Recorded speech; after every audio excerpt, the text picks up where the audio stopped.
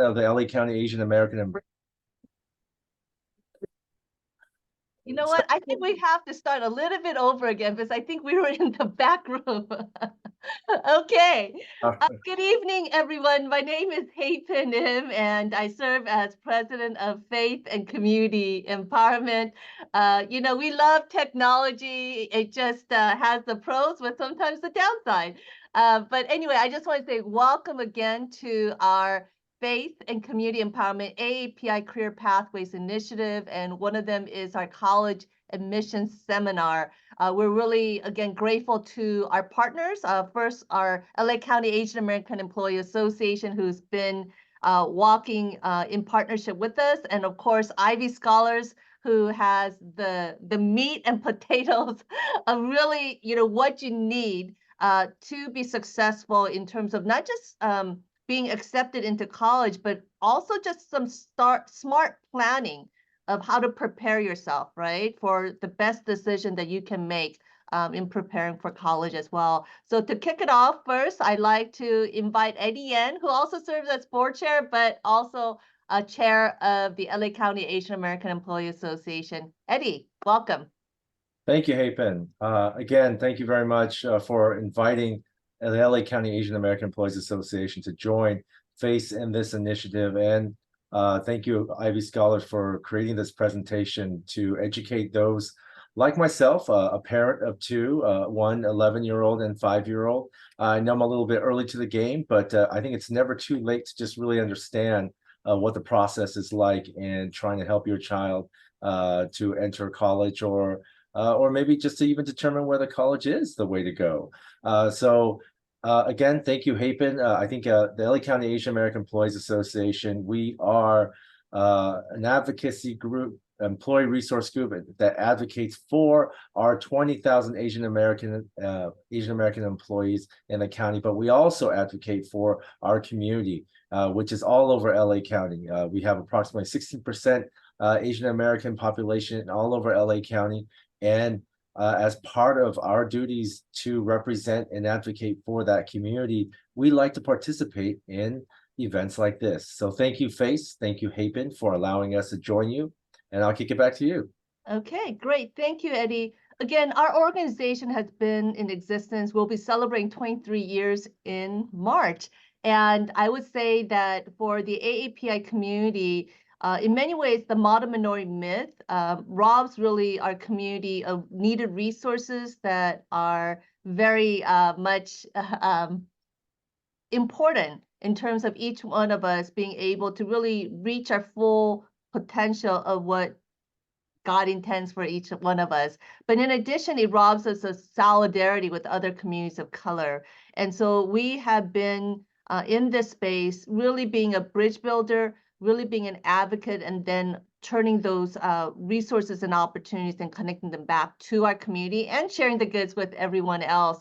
I do want to say that, for Asian parents, education is, I believe, a big reason why we come to the United States for our children's education. And so I want to say something that does maybe reinforce the modern minority myth in many ways is the fact that for many of our communities, and there's 50 groups, 100 languages, is like throwing everyone in the kitchen sink. Our education attainment is very significant. I'd like to just share that. And so again, the fact that you are in this space is something that's going to help you achieve that. You'll see here in terms of green is bachelor's degree, there's master's in purple, there's like bluish in professional degree and doctorate degree. And you'll see that really the API community does have a significant educational attainment, significantly higher than perhaps other communities as well. And I think the reason why our parents invest in our education is the fact that the hope that it would translate into success in the workplace. But as you'll see here, in spite of the high educational attainment, that if you look in the private industry, Asians actually have the lowest likelihood of being promoted to management at 55%. For African Americans, 65%. for Hispanic 74%, and then white 111%. And for universities and federal government, jobs in those space where there's a lot more regulations, you would think that it should improve. And actually for the Black and Hispanic community, it does improve significantly. But ironically, for Asians, it actually is even worse with 41% and 30% likelihood of being promoted to management. Part of the reason why I share this resource is the fact that I know that right now, the focus is definitely, entering the best university to allow you to achieve that academic aspiration and goal. However, if you look at the bigger picture, it's not just about educational attainment. And these days, even college admissions, they look at not just grades, right? But they look at your extracurricular activities, your leadership skills, your all the other side activities that make you who you are, as well as your personality. And so I just want to say that we have a wonderful program called the AAPI Youth at Work. It's a partnership with LA County in which youth between 14 through 24 will be paid. It's a paid internship with options of over 700 employers, whether it's private sector, public sector, or nonprofit. And some of you, if you choose, you could even choose to volunteer or intern at our office. And so I'll be adding that flyer into the chat room. But I just want to encourage you today, you'll be learning about a lot of the things that you do now that you're starting to get offer letters. How do you manage that process? But I would say the internship is an excellent opportunity to grow your leadership, to grow your professional skills, and ultimately, again, achieve that success of whatever your career will take you as well. So on that note, I am going to turn the microphone or give the microphone to Sasha Chada, who is the founder of Ivy Scholars. And as mentioned, they have amazing expertise and have helped so many students be able to really get to achieve the mission of the college of choice. And so again, thank you, Sasha. And I just want to say for each one of you who are coming today, each month's session focuses on different aspects of each stage, right? So earlier sessions focus on preparation, studying for SAT, to college selection, to things of that nature. So every month and in this cycle, you'll be learning new things that will be very helpful to you. So I encourage you to sign up and join us again next month as well. And one last thing is that we do offer a lot of other resources besides this college admissions that are paid youth internship. And so please visit our website at facela.org. All right, thank you. And I'm gonna pass it to Sasha. Hapen, Eddie, please accept my gratitude for the wonderful introduction and the chance to speak to your wonderful community, and my admiration and respect for the great work you've done promoting AAPI equity. Ladies and gentlemen, we've got a lot to cover tonight about making sure your child gets the best education, and I'm going to walk you through it. Let's get started.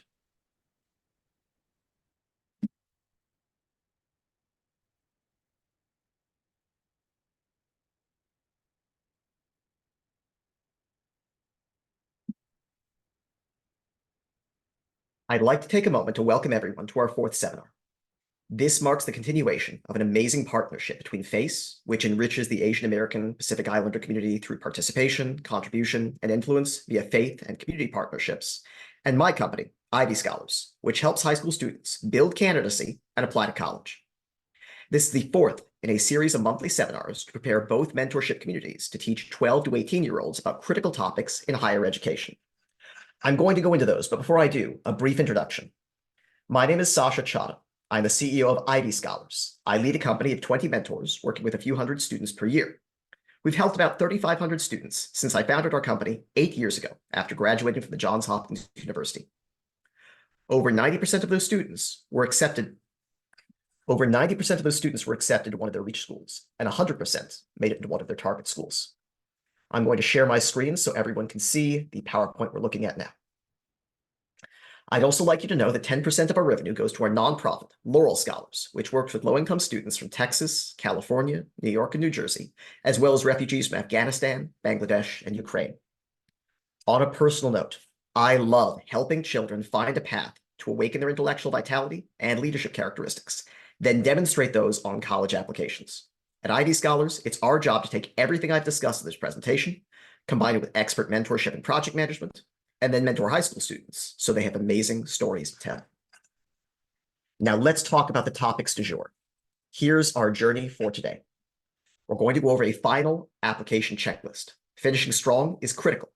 For rising seniors, we're going to review the steps to finalize their college applications and their final semester of high school, as well as ways to update universities about their progress. After that, we're going to discuss summer plans, both for recent high school grads as well as current high school students, specifically using internships and research to enhance student candidacy and promote education attainment. We've got a lot to cover. Let's dive right in. So my first piece of advice regarding college applications is to check your due dates. The vast majority of applications follow 3 due dates. The early round is due November 1st. Admission to public universities like UCLA, UC Berkeley, UT Austin, the University of North Carolina at Chapel Hill, those are generally due December 1st. Admission to the vast majority of private universities is due January 1st. However, these deadlines aren't set in stone and different schools are free to modify them. It's especially important for students not to take these deadlines as a reason to apply as late as possible. Every year, I receive complaints that there have been technical glitches, that because too many students tried to submit an application at the last minute, a website has crashed or an application portal has failed to function. Parents, I implore you not to let your child fall into this trap. The best way to avoid being late is to be early. Cognizance of deadlines and preparation to meet them is key to college admission success. Now, beyond that, I've got a checklist for us all to discuss. With regard to point 1, about confirming recommendation letters, I'd like to inform everyone about FERPA rights. FERPA stands for the Family Educational Rights and Privacy Act. It's a set of laws passed over the last half-century, one of the consequences of which is that students do have the legal right to view their recommendation letters after they submit them. Now, if you're anything like me, you're probably a little bit curious as to what people might be saying about your children. But this curiosity might lead you astray. Universities trust recommendation letters more when students and their parents waive their FERPA rights and give universities permission to keep those letters confidential even after students are accepted. This demonstrates a vote of confidence in which students trust their recommendation letter writers will say good things about them, even when they're not included in the process of reviewing the letters. It's important for all students who are applying to top 100 universities in the US to waive FERPA rights because they can make a difference in how seriously your recommendation letters are taken. The second part of the application checklist I want to present to you tonight is about wordsmithing activities and honors. I can't tell you how many great applications are sunk by poor proofreading. Students need to focus on activities and honors first, making sure they've optimized and double-checked every bit of prose they're entering and submitting to universities. Admissions officers read the sections on the activities students have participated in and honors they've won first. So making a good first impression is critical to success. Third, continuing on my point about proofreading, every student needs support. An English teacher, a parent, a trusted adult needs to review their statements, especially the personal statement, the main 650-word essay that gives them a narrative that explains their goals to university admissions officers. Everyone's blind to their own oversights, and our children are no exception. It's important to make sure they're supported with someone else knowledgeable, oriented with attention to detail, ready to review the essay and mark out in red any errors that need to be corrected. Now, my fourth piece of advice is about reviewing college selections. Each college has a specific section within the Common App that requires data to be inputted. Some of this will ask about very basic plans, the year you want to attend, the major you'd like to participate in. Others will ask about more esoteric topics, times you visited the university, or if you have any relation to any staff or faculty at the university. It's critical all of these items are filled out in their entirety before you begin the application process in earnest, which is to say, before you begin writing essays. To give you an example, Rice University in Houston, Texas has 3 essay prompts, 2 150-word prompts, and 1 500-word prompt. Those two 150-word prompts are present in the application from the beginning, but you won't see the prompt for the 500-word essay until you've already entered your major and the date in which you plan on matriculating. So students who fail to complete their paperwork before they start the essay writing process are at risk of getting a nasty surprise, realizing they haven't, in fact, finished all the essays they thought they had, that there's more to do. So the best and easiest way to prevent that is to finish all your paperwork first and then begin the writing process. Now for my fifth point. Once you're well into the writing process, I'll remind everyone, each university has supplemental essays, essays where the topic is chosen by that university specific to the questions they want to ask. Not only are these essays held to the same standard as the personal statement, but you also need to make sure that when you're answering similar questions, like why are you interested in your major, you're avoiding copy-paste errors. Every year, I see a student send universities a wonderful essay that ends with the wrong name, saying, for example, and that's why I want to attend Yale when applying to Harvard. The point of the proofreading process is to overcome these disastrous oversights and ensure everything checks off.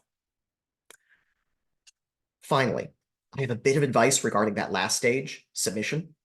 I advise you to use a credit card rather than a check to pay your application fees and keep your receipt.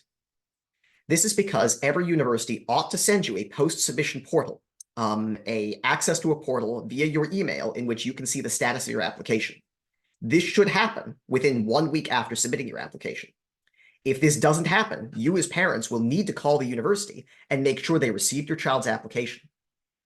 Now, if they say they haven't, your one trump card is to show them the proof of payment that you submitted the application on Common App.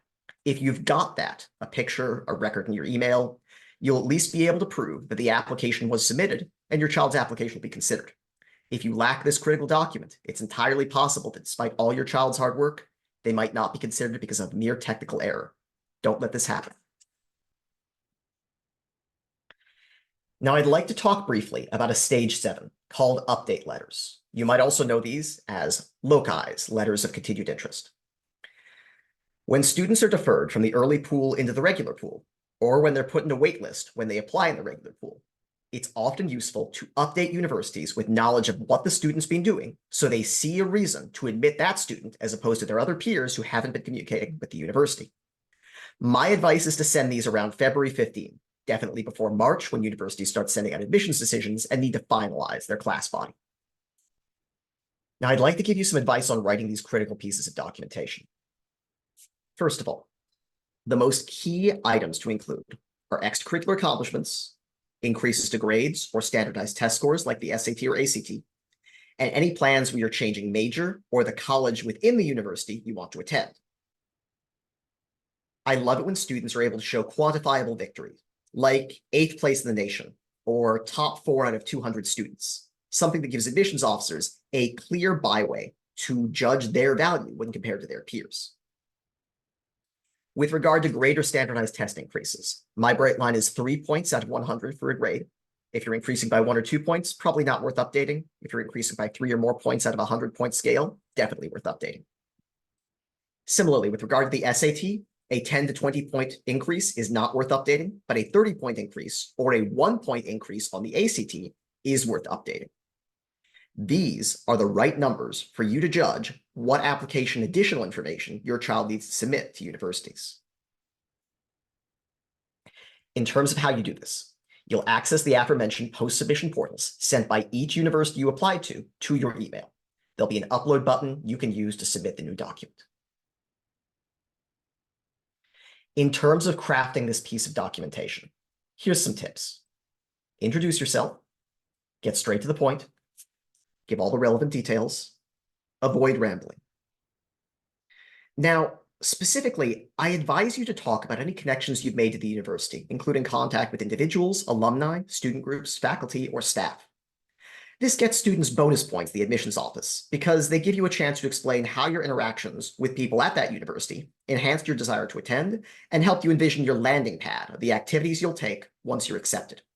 The more you help admissions officers envision you as someone who's a cultural fit for their university, someone they could imagine meeting and seeing on campus tomorrow, the stronger your application would be.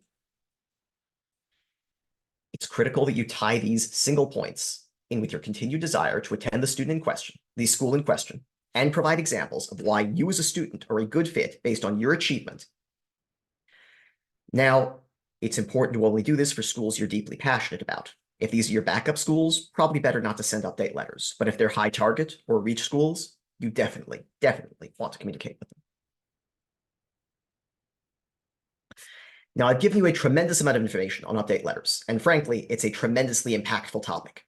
If you're concerned you might not have taken perfect notes on everything I've said, or want to know more information, including some actionable tips on how to write these letters with samples of successful letters, I encourage you to use this QR code. It'll take you to the Ivy Scholars website, where you can find out everything you need to know about update letters.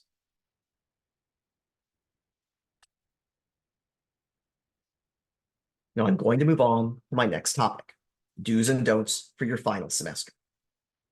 Here's some simple tips.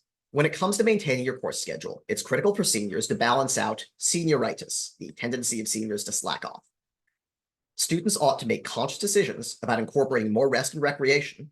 There's nothing wrong with taking a victory lap and celebrating your last semester, but it's not the right time to let go of self-control. Switching more than one class will prompt review by admissions officers, especially if the class you switch is a hard one and the class you switch into is an easy one. For example, switching out of Calculus BC and into flower arranging is a bad look. Similarly, on the topic of grades, students can drop one letter grade unproblematically. If you drop from an A to a B in one class, you don't need to sweat it. But dropping from an A to a B in multiple classes, or dropping from an A to a C in one class, is going to raise eyebrows. Make sure your academic performance continues at roughly the level it was when you applied, and admissions officers won't have any reasons to reconsider inviting you to their campus. Now, the same applies to extracurriculars. While it's true that quitting extracurricular activities will rarely lead to admissions being rescinded, it's not a great look. I suggest students dial back their involvement with their extracurriculars without dropping out entirely. Specifically, my advice to seniors in their final semester is to start a legacy project, to record their knowledge and train and guide new club leadership, the current year's sophomore and juniors rising into junior and senior year. This way, you graduate with the respect of the rest of your school community, having shown that you're proactive about handing over the reins and making sure the organization you participated in has a bright future under new leadership. Moreover, students need to stay out of trouble. Crime or cheating will generally lead to admissions being rescinded. Social media is also a popular way for admissions to be rescinded. I advise students to keep any pictures or videos of themselves drinking or partying in private hands and not post them publicly for the internet to see. Finally, I encourage students to do something they enjoy. Take interest in classes or extracurriculars. Start building your specialization in your major, ideally a landing pad so you know what it is you're doing, how you want to grow at university. Take a few risks. After all, in many ways, you've already won the high school experience. Finally, I advise students to study hard for those AP exams in May. If students make a qualifying 4, that's between scores 3 and 5 out of 5, they'll often receive credit at different universities, which can either shorten the time they need to spend at university to earn their bachelor degree, or enable them to skip prerequisite courses and take more advanced courses from the beginning. Now, to touch on that topic a little deeper, advanced placement exams are tests administered by College Board, the same organization that administrates the SAT. Students who take an AP class for a full year, or in rare cases for a semester, may register in March to take AP exams in May. If students make a passing grade on these exams between 3 to 5, different universities will grant them credit. Each university has their own AP credit policy, and this is one of those items you as a parent need to look up, along with things like housing and transition instructions, to make sure your child's getting credit for all the hard work they did in high school when they get to university. Now, on the final subject of college planning, here's a few last pieces of advice. First, sign up for housing, because plenty of universities have multiple housing options, some of which are superior to others. Students should send information early to the housing department on if they want a single, double, triple, or quadruple room. You should also know the square footage of your room, as well as how many people you're sharing a kitchen and a bathroom with. These are big issues that are going to affect students' quality of life. It's important to get a handle on them as early as possible so you've got as many options as you can. After that, I also encourage students to plan their course schedule. Every university has an online course catalog, as well as documents that track both the requirements for the student's major, as well as for graduation in general from that university. My advice to students is to look at those requirements and match them up to the availability of classes for this coming semester and the coming semesters after, so they can create a 4-year course plan of what they're going to do at university when. This makes sure they have created a neat, efficient plan that'll lead them to graduation unproblematically. I also encourage students to join the online community, especially extracurricular organizations they want to participate in. There's nothing quite like coming to university, having made friends in advance online, and then getting to meet them in person and knowing you'll spend the next 4 years together. Finally, on the topic of learning skills ahead of time, students are going to need to do their own cooking and laundry and make sure they wake themselves up in the morning. It's important for students to take on the responsibility that perhaps their parents used to handle, because in a few short months after the summer ends, those responsibilities are going to be on them alone. Finally, for everyone's reference, I've got some suggestions on the college packing list that students should bring whenever they attend university. You can see it on the right.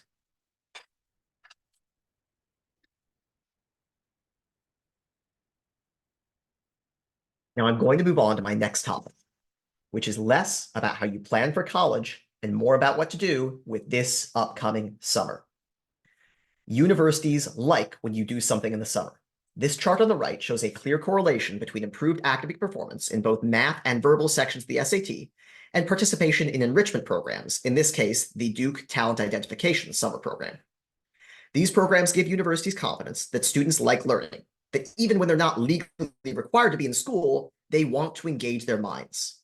For 9th through 11th graders, these serve to build candidacy and help university admissions officers trust that students are on the right track. For 12th graders, these offer students an opportunity to prepare for college and start strong. Now, there's so many programs available, and it's difficult to vet them. I've done a lot of the hard work for you, and over the course of the next few slides, I'm going to explain to you how to apply to and pick the best summer programs for your child. Let's start with a timeline. Summer program applications will open in November and December. Applications will be due from January to March. Decisions will be released from March to May, and the programs will take place over the summer months from May to August. When you're selecting a summer program, there's quite a few important variables to consider. The most important one, right at the top, is personal fit. You want to take a program you're interested in that meets your goals. In addition to picking a program you find interesting, consider where it's located, whether it's a residential program where you'll have to live there, a commuter program where your parents will need to drive you, or an online program in which you'll be participating via Zoom or Teams.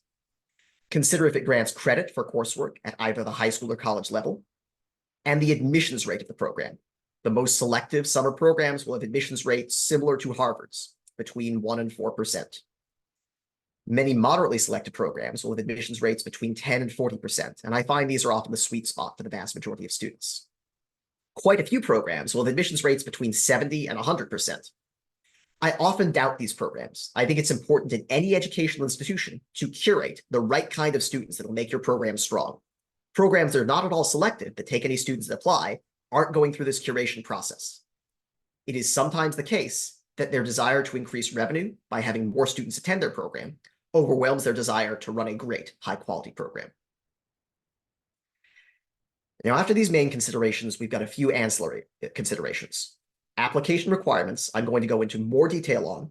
I've got a chart below that'll help you filter.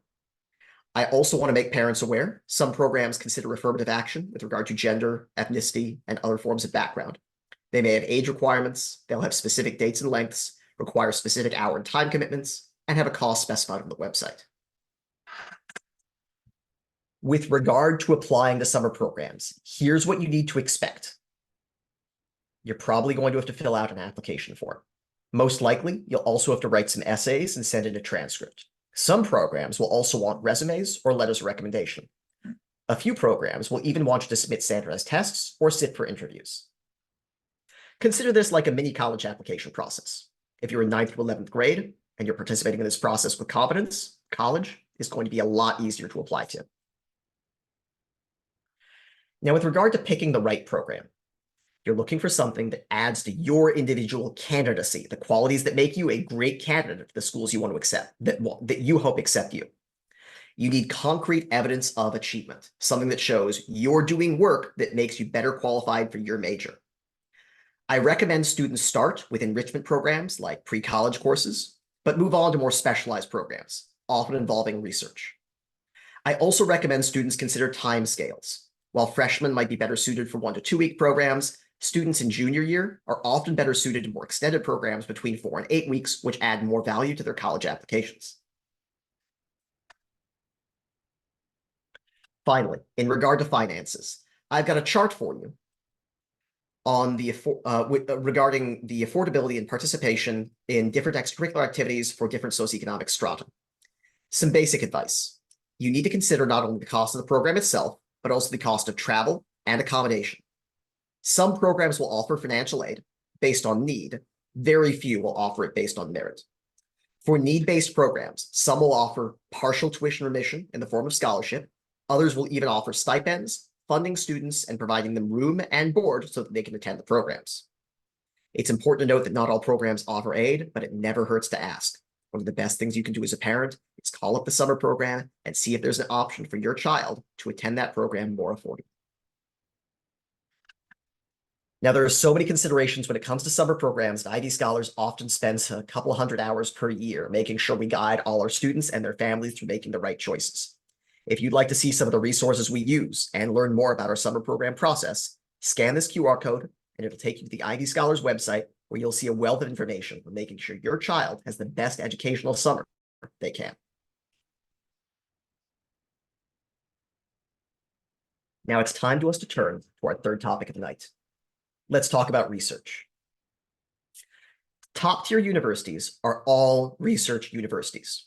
Unlike high schools, where the job of teachers is to teach, most professors' jobs are really to do research and publish what they learn. The fact that they also happen to teach undergraduates is more of a side benefit than a purpose. Research is the peak of academia. The gateway to entering into graduate school and later becoming a professor is entirely based on publication. Now, publication is not restricted exclusively to graduate students and professors.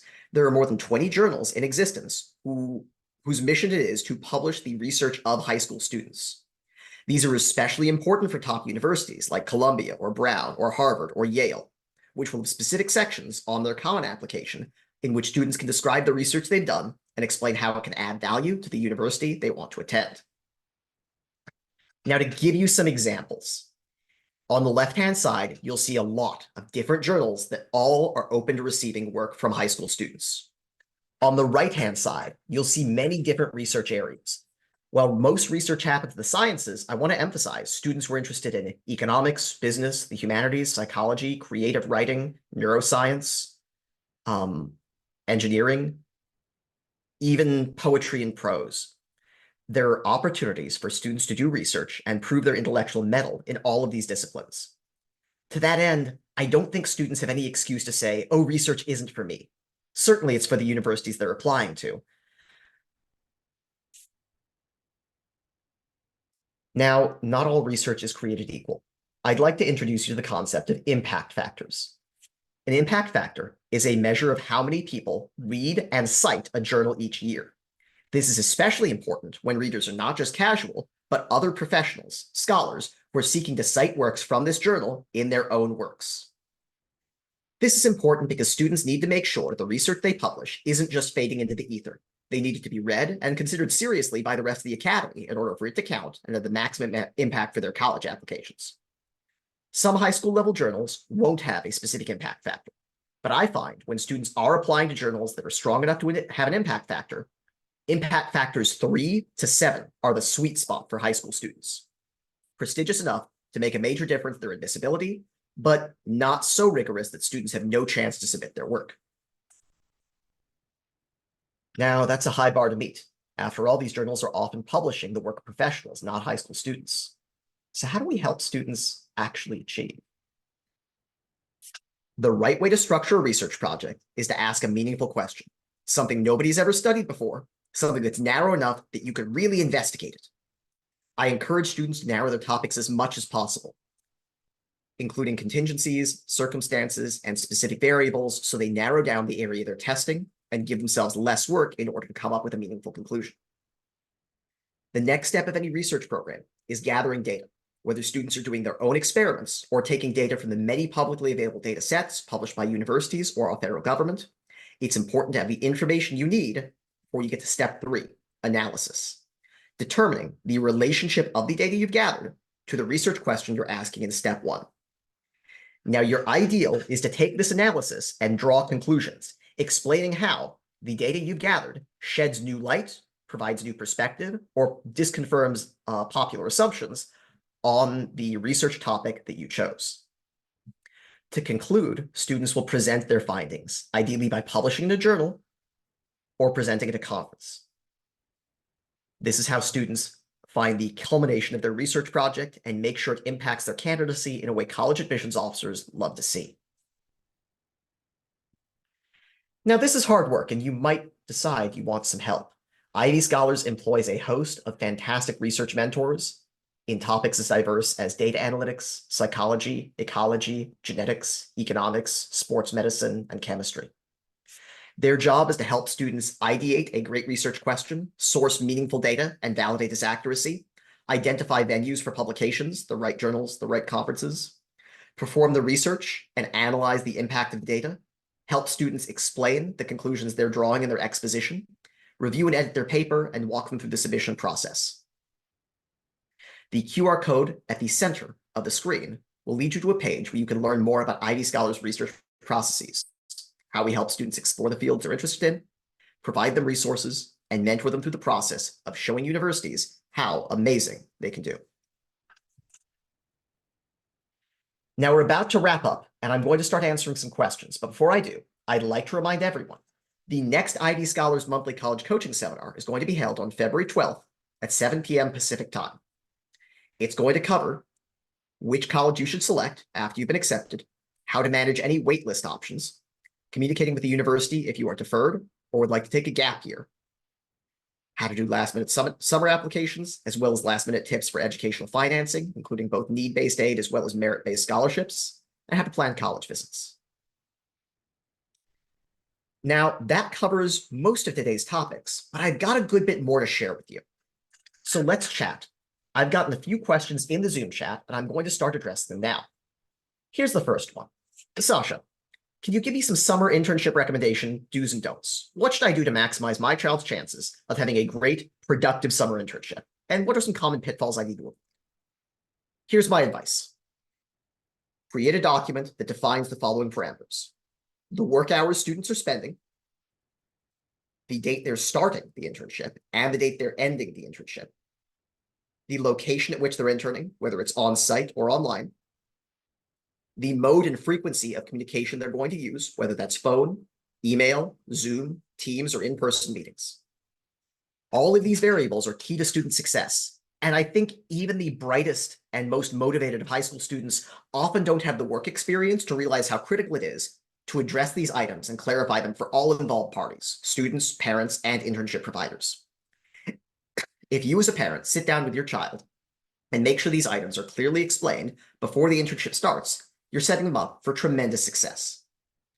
Now, if you want to go even further, my recommendation is students prepare both a CV or resume as well as a cover letter.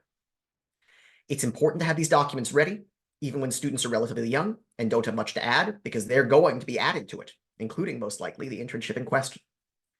It's also important for students who are seeking internships, especially those who might get internships through family connections or favors from friends, to do all the background work they need to earn the opportunity. That means researching the industry, researching the company in question and what differentiates it from other companies in the industry, and requesting an interview, even if the internship provider is willing to give students a chance to attend the internship without an interview. Giving students an opportunity in which they can impress their interviewer, show how much they've learned, and communicate their confidence that they've worked hard and deserve and can function well in this internship is healthy for both the student and the provider. My final tip is that students should maintain a journal of what they're doing in their internship, because they're going to be writing about this in their college applications. And it's going to be very, very helpful to have a log of what's been done and what challenges the student faced along the way. If you play your cards right, you might even get a supplemental letter of recommendation. In addition to the 2 teacher and 1 counselor letter of recommendation required by most schools, an internship supervisor can write an additional letter of recommendation for students highlighting their experience managing that student as an intern. These can sometimes turn the tide when it comes to admissions decisions. So what I've got to say about internship recommendation do's and don'ts: define your work hours, your start dates, your end dates, where you are, how you're communicating, provide them a CV and a cover letter and keep it on file because you're going to be using it. Research the industry, request an interview, and show up and impress them. 10 steps to success, and they work. Now I'm going to move on from that question and start another one. It's a big picture one, and I get it a lot. Sasha, how do I figure out what each school looks for in a candidate? How do I figure out what they're going to consider to be a good fit in their institution? A great deal of that research is laborious and time-consuming. It involves calling different admissions offices, reading their publications, and listening to the speeches given both by university officers like the provost or president, as well as by admissions committee members. Ivy Scholars has done this work, and if you scan the QR code in the bottom left side of the corner, it'll lead you to an Ivy Scholars website in which we have fact sheets for every top 50 university that explain differences in their admissions rubric and give some tips on being admissible. But in general, if you're looking for a good formula, my advice to students who are looking for top-tier university opportunities is this: demonstrate your intellectual vitality, that you have an independent love of learning that functions outside a standard classroom environment, where even if nobody's structuring a learning opportunity for you, you still seek out knowledge because you're so passionate about the topic. This is best expressed through research, through internships, and through academic competitions. It's also important students demonstrate leadership and perform service towards their values. Specifically, that phrase "towards their values" is critical. I see too many students every year do a kind of generic community service. They show up, do what they're told. It often involves manual labor that is simple, rote, and repetitive. And while this isn't bad, it's hardly inspiring. I encourage students to find social causes they're passionate about, whether that's water rights in sub-Saharan Africa, reducing the spread of disease in South Asia, or improving access to healthcare for women in the US. My goal when students are demonstrating their service to Ivy Scholars is to show that they're aware of a social cause that's pressing in the modern day, and they're going to take steps to resolve it, even with the limited skill set they have as a team. This can give admissions officers confidence that this student will use the education they get from their institution to, as an adult, make a difference and help people lead better lives. Now, I've got 2 more questions I'd like to cover.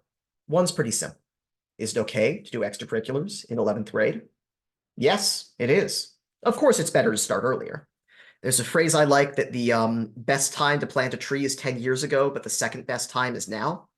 I think that's just as true with academic achievement. It's never too late to start exploring your interests and, ideally, showing admissions officers how that exploration qualifies you as a candidate for their school. I've got one final question. It's from a parent that reads as follows. My child's taking ethnic studies as part of their high school graduation requirements for 2025. Do you have any thoughts on how this might affect their admissibility? How will admissions officers consider this? Here's my answer. Ethnic studies has been a tremendously contentious topic over the last couple of years, and there's a lot of feeling and talk about it in the US in general. But with regard to a specific student, the way you show value for taking this class is you position it in your narrative. With regard to community service and leadership, I encourage students taking classes like this to look for service and leadership opportunities that deal with underrepresented minorities or that deal with ethnic and religious differences that students might help to ameliorate. It's critically important for students to explain why they're passionate about these topics, how they encounter these issues with regard to ethnic studies in their everyday life, and how they hope to change the world for the better. If students are able to answer these questions, they can show that ethnic studies is not just a class for them, and it's not just some political debate held by others. It's something they're trying to learn so they can better understand how they can solve the problems they want to solve in the world.